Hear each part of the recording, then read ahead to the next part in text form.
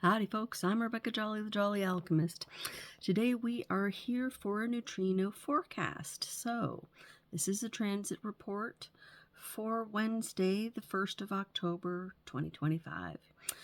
What we are doing here is we are moving into the left angle cross of upheaval. So left angles are really the PR department. They're looking out finally, fully looking out, and they are what we want to see in the hexagram, the highest form of the hexagram being expressed actively. And upheaval is where things get crunchy for sure. So what I've done on the tie front is I've added the tie of correction to this tie that I don't know if it shows up on the camera, but it's got this weird sheen on it where you can't really tell if it's red or blue. It kind of does look blue to me here in this camera, but it's got an undersheen, so it makes you look at it again and go, oh. It's upheaving. That's what it's doing. Anyway. So we begin here in 18.5. 18 is the line of focus on the broken or working on what's spoiled. And that is, of course, the central gate of this whole grouping. And we have underneath it 17.5, and that is opinions. So there's only 2 of these upheaval crosses in the year. And the other one back in March was based on the 17. This one's based on the 18. So that's upheaval based on opinions. This is upheaval based on straight up kicking shit. You know, what's wrong? What can I fix? Ra calls this the line or the cross of the David and Goliath. He says there's a lot of people in third world countries who end up dying because they don't care how big the bad monster is. They will not bow down. They have got to stand up to it. They've got to try to correct it. And a lot of times they get ground in the wheel because of that. They just, you know, I mean, we even think about Gandhi as an example. How close did he come to failing and just being killed? So yeah, speaking of which, people who carry this upheaval cross, we have Graham Greene, Paul von Hindenburg. Well, we know how well that one turned out. Groucho Marx, that makes sense. Walter Matthau, Jimmy Carter, Gandhi, of course, and Donna Karan. That's the DKNY woman. So I thought, oh, that's interesting. We better put her in there. So, 18.5, therapy. Well, it's because in this 18th line, we have the focus on the broken, the need to correct, and also at the same time, we have the need to be corrected. So this is the line of the mental patient as well as the mental health worker, both in the same bag, interestingly enough. And it's called Collaboration for Correction. And I thought, collaboration for correction? What's that? Well, it is, of course, both seeking and providing guidance by correcting. Yeah. But it's also, because it's the 5th line, something that has to be practical. When you're dealing with people who are not okay mentally, they really need a solution. They don't need to just have airy-fairy things go on. They need an actual practical solution. So that's where this is being handled. 17.5 is called synthesis. Ra calls it No Man is an Island.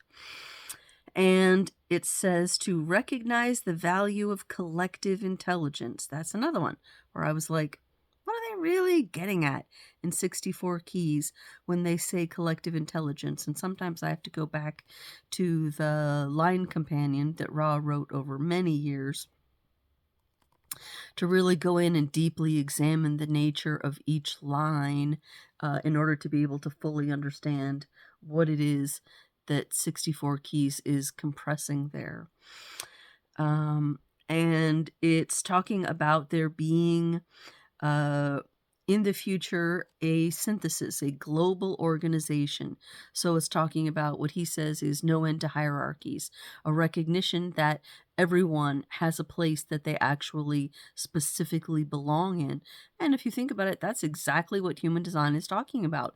Our individual designs dictate that we are supposed to be in one place. We belong in one place doing one thing, not just one thing, but I mean, doing the thing that we were meant to do. We're not meant to do things that we're not meant to do. Get that?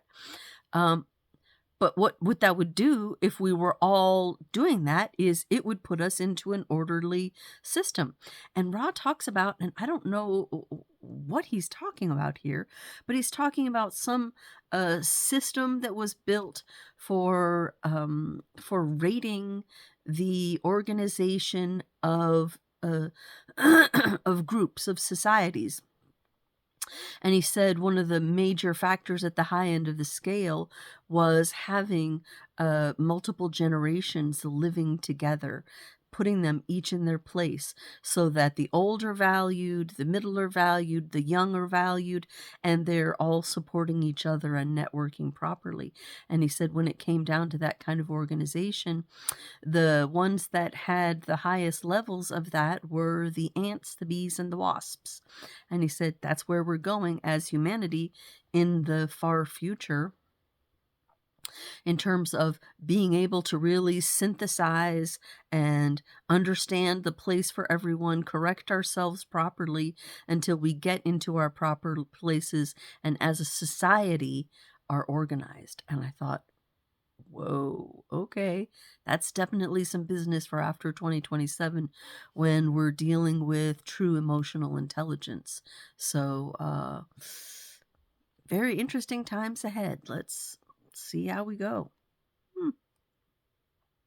The moon starts off in 61.3. 61 is the gate of, what's that called? I call it mysteries of the universe, wanting to have the answers, trying to learn the things, all the things. And here in the third line, it's to pave the way for truth through cooperation. It does have an up arrow on it, and that is the ability to establish relationships that actualize truths, and through their protective stability, facilitate further growth. That seems to be exactly what we're talking about here in correction and synthesis of society, being able to actually stabilize itself in an order that can promote, evolution. So it's evolution on a level that we have never seen. But if you look at evolution and what we've had so far, it has been moving us towards higher forms. So we really just have to trust and believe, move into the future with courage, which is one of our spider arms, that the things that are coming are actually meant for our betterment.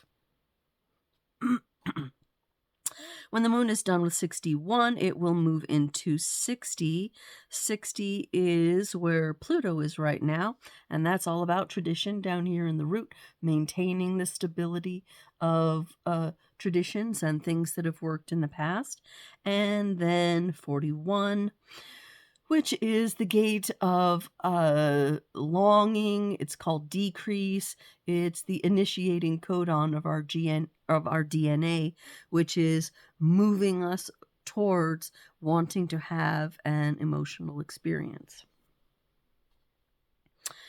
So that's the moon for today. Mercury starts in 32, line 1. Let's see. Yeah, yesterday we went through the last of gate 57 in Mercury.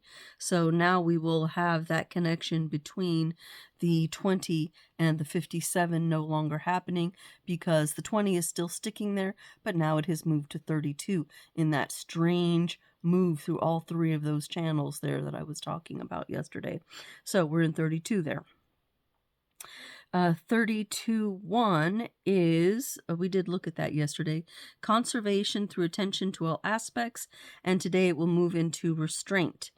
Restraint of power for the enhancement of harmony.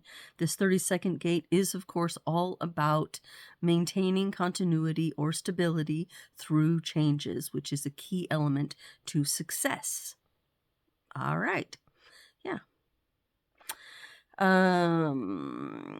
Let's see. It'll also touch 32 line 3, so I've got that, even though that will be moving into tomorrow's energy as well. Indecision in times of transformation, because in that third line, you got that bonds made and broken. Grasping the nettle. Oh, the nettle is prickly. Let's let it go. Coming and going. And that would make indecision in times of transformation and make the transformation a little bit less stable. So I see that.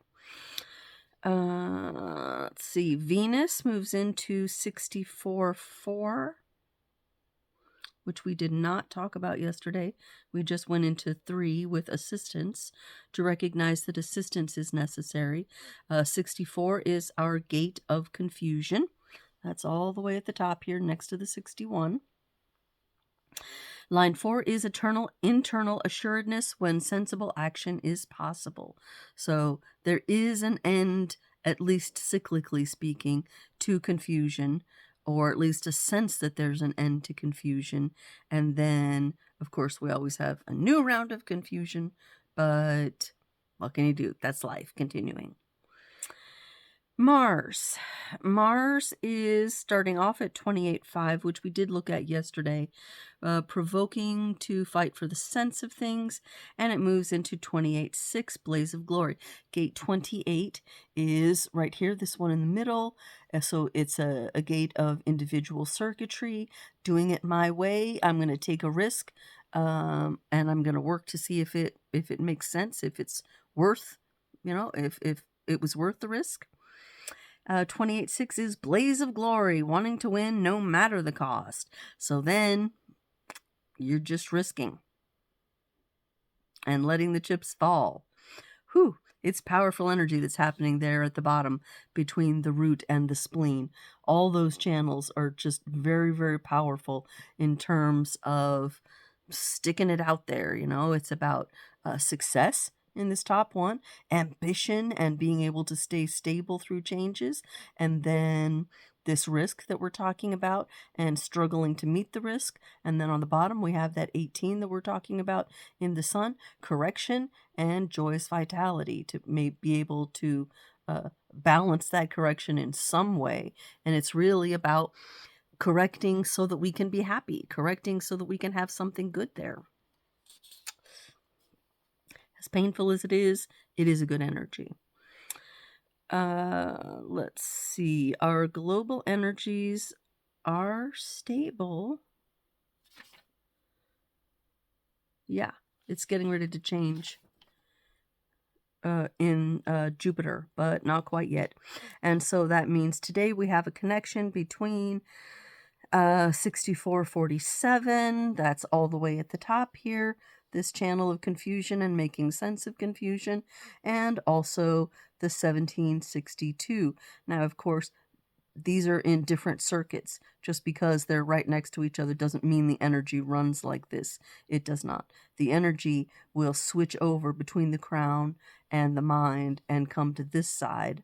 And then, so these are two different circuits, even though they look like they connect right there. But 1762 is, of course, doing it right, organizational, the organizer, getting, knowing where people belong organizationally speaking, which is what we're talking about exactly when we're talking about synthesis. So there's that. Our song for today, Forgiveness by Elephant Revival. Somebody in Elephant Revival has a lyricist that is top notch, in my opinion. Very complex lyrics. I think the song is overall about forgiveness, but they're very rich lyrics about looking at things, looking at both sides of things, understanding things truly, leader, serving, lies and the truth, all kinds of different complex, definitely upheaval kinds of ideas. And it just really appealed to me, of course. Being an elephant myself, all things elephant are interesting to me. But what a sexy, deep kind of song that is, and a really good representation, I thought, of what we're talking here about with 18.5 being the person who needs therapy and the therapist, really looking at both sides of things. So, fun song. Go listen to it. Maybe you'll be turned on to Elephant Revival if you didn't already know them. All right, so that's all the things. That's today's energy.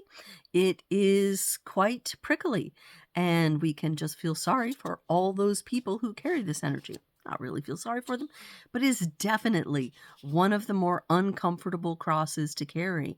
And we just met somebody with this cross, and she was telling us a story about how she had called everyone on her address book at some point in her past and told them all what was wrong with them, what needed to be fixed. And she said, she's quite young, she said, that didn't go well. And I thought, yeah, there's hardly anybody who wants to really have that be pointed out.